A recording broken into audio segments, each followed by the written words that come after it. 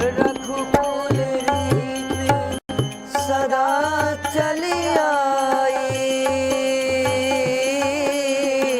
प्राण जाई बरु बचन न जाई। राम सिया राम जय जय राम। जय श्री राम साथियों। जय श्री राम। तो ये आज की वीडियो उन लोगों के लिए है जो सनातन पर सवाल उठाते हैं, क्योंकि आज की वीडियो में ऐसे घटनाओं के बारे में जिक्र है जिसमें भी धर्मियों ने भी हनुमान जी की कृपा का जो है उसका अनुसरण कराया, उसको महसूस किया, और वर्तमान में जो हनुमान गढ़ी है वो उनके द्वारा ही निर्मित कराई गई है। तो पहले वीडियो देखते हैं। अयोध्या के प्रति आस्था का भाव है तो त्याग की भावना है। उम्मीदों का शहर है तो जीवन की डोर भी अयोध्या से जुड़ी है। राजा हो या रंक, बच्चा हो या बुजुर्ग, अयोध्या के चमत्कार को हर कोई नमस्कार कर रहा है। इस ऐतिहासिक नगरी की गलियों में आए दिन चमत्कार से साक्षात्कार के किस्से देखने सुनने को मिलते हैं। फिर चाहे भगवान राम के दूत हनुमान की हनुमान गढ़ी में भक्तों की मन्नत पूरी होनी हो, या सरयू किनारे बसे त्रेता के ठाकुर मंदिर में पूरी होती कामना, भक्त उम्मीदों के साथ आते हैं और भरी हुई झोली के साथ लौटते हैं।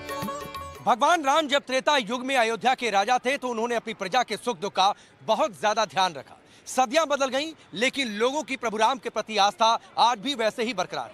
अयोध्या आने वाला हर शख्स मानता है कि अयोध्या आकर मांगी गई उनकी हर मुराद जरूर पूरी होती है। जब जिंदगी में उन्हें कहीं से आस नहीं मिली, तब अयोध्या ने उनकी उम्मीदों को पूरा किया।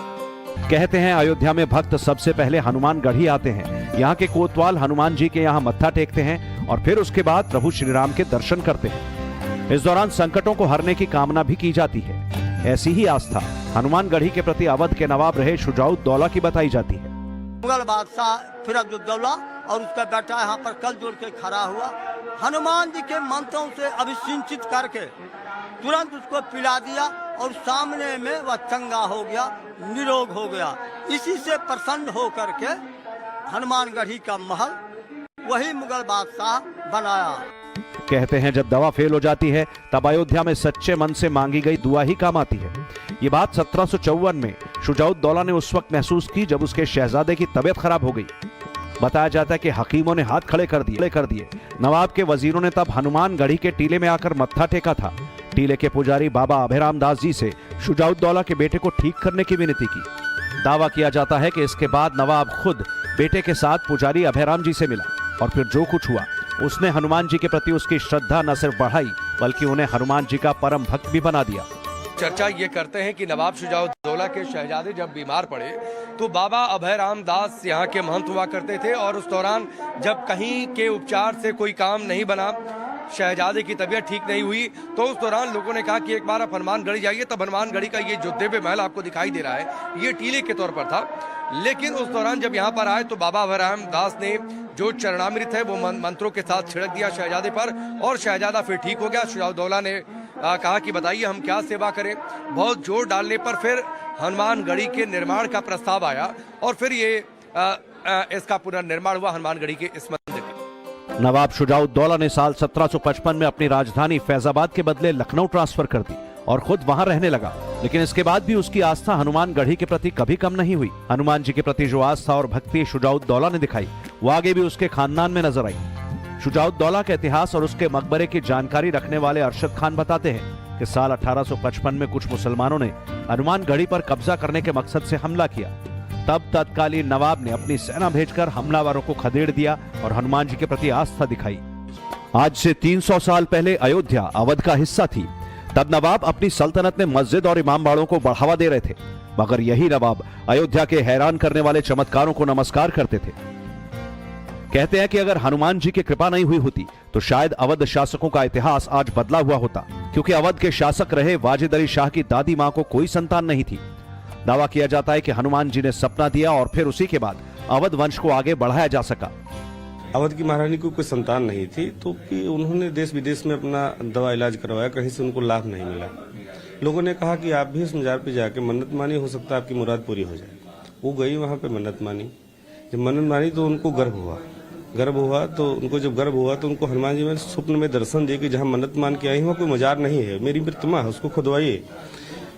तो नवाबों का सब जमाना था, उन्होंने तुरंत आदेश किया अपने कारिंदों को, उसकी खुदाई हुई। से लोग बताते हैं कि 40 फीट जब खुदाई हुई तो हनुमान जी महाराज की जो प्रतिमा विराजमान है वहां पे उनको प्राप्त हुई। अयोध्या के रक्षक हनुमान जी का एक विग्रह लखनऊ में मौजूद है। मंदिर के पुजारी का दावा है कि जमीन के अंदर से जब मूर्ति निकली तो इसे हाथी पर रखकर कहीं दूर ले जाया जा रहा था। इसी दौरान हनुमान जी ने अवध नवाब को सपना दिया और गोमती के दूसरे पार नहीं जाने को कहा। बताते हैं कि इसके बाद अवध नवाब ने महमूदाबाद के राजा को पत्र लिखा और जमीन मंदिर के लिए मांगी। अवध के नवाबों पर हनुमान जी का प्रभाव कितना रहा उसे ऐसे समझ सकते हैं कि नवाब रहे सादत अली खान का जन्म मंगलवार को हुआ था, इसीलिए उन्हें बचपन में मंगलू भी कहा जाता था। नवाबों के खानदान से जुड़े लोग आज भी लखनऊ में मौजूद अलीगंज के हनुमान मंदिर में दर्शन करने आते हैं।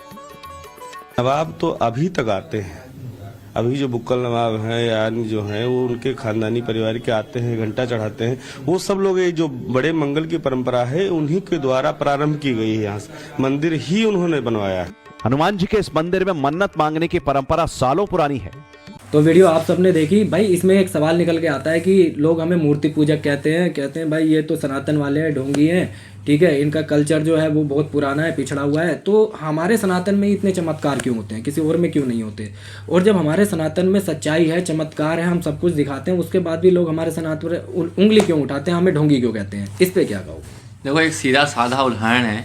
यदि अब एक अंधे ने जब सूरज को नहीं देखा तो इसका मतलब ये थोड़ी नहीं कि सूरज नहीं है, उसने नहीं देखा, सूरज है। इसी तरह से अगर हम आंखें बंद कर लें और फिर हम कहें कि सूरज नहीं है या चांद नहीं है तो इसका मतलब ये नहीं हो जाता कि सूरज या चांद नहीं है। इसी तरह से जब लोग भगवान ईश्वर को देखना नहीं चाहते, उनका अनुभव नहीं करना चाहते, इसलिए उनके लिए ईश्वर नहीं है। नहीं भाई, इसमें एक सवाल और निकल के आता है। मैं आपको एक चीज़ बताता हूँ, देखा तो उन्होंने किसी और चीज़ को भी नहीं है, लेकिन उसे मान लेते हैं, ठीक है। और हमारे यहाँ पर चमत्कार साक्षात दिखाई पड़ते हैं, प्रमाण दिखाई पड़ते हैं, उसे नहीं मानते। तो देख करके ना देख करके भी मान रहे हैं और यहाँ देख कर भी ना मान रहे हैं, तो ये फ़र्क क्यों? ये जो फ़र्क होता है, ये फ़र्क आता है उनके पूरे वातावरण से, ठीक। वो जिस वातावरण में रहते हैं उसे बोलते हैं अंधविश्वास।